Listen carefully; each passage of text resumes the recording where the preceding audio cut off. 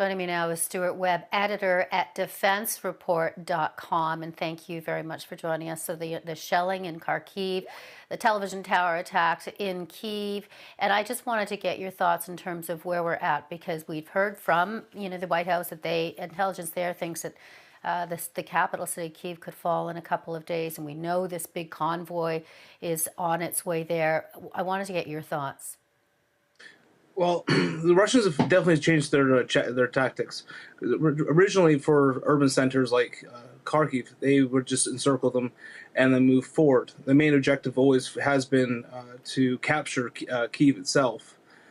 So we've definitely seen the Russians moving their forces en masse and hopefully trying to break the Kyiv resistance.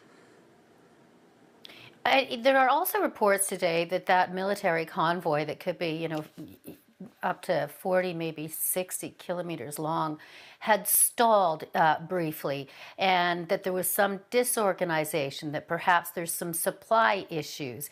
I wanted to get your thoughts on where the mission is going in terms of what Vladimir Putin wanted as to what's happening.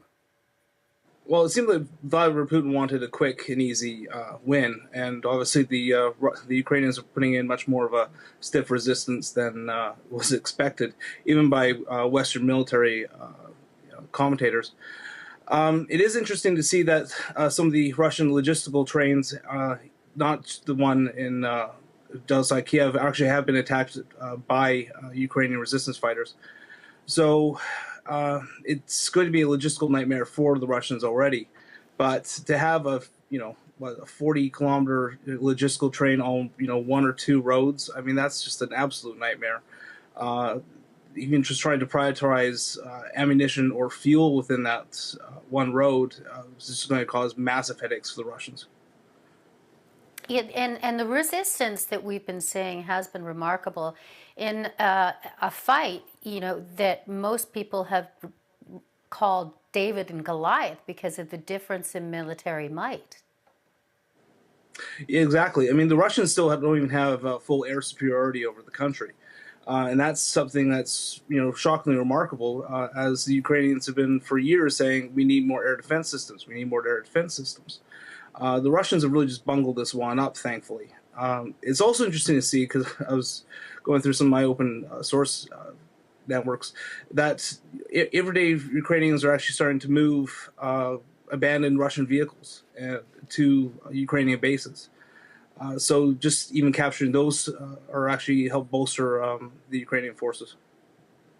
Yeah, in terms of bolstering those forces and the kind of international support that's being given, including Canada, with non-lethal and now lethal aid as well, give me a sense of what you're going to be watching for over the next couple of days. Well, it's good for me. I'm going to be looking at air superiority. I mean, as long as the anti-air systems are available, still are supplied with ammunition and manpower, that's what I'm going to be looking at. The other issue, of course, is Russian artillery. I mean, we've already seen Grad missiles already hitting Kharkiv. Also, Kiev was hit by the TV tower there. But the Russians have also put in a very dangerous weapon, a thermobaric missile system, essentially a vacuum bomb. So the Ukrainian ambassador has already said that that weapon has been used in Ukraine, but there's no details as to where. I'm assuming the front line somewhere. Okay, we'll be watching that. Thank you very much for your time. Stewart Webb, have a good day, Thank you, and Beverly. thank you.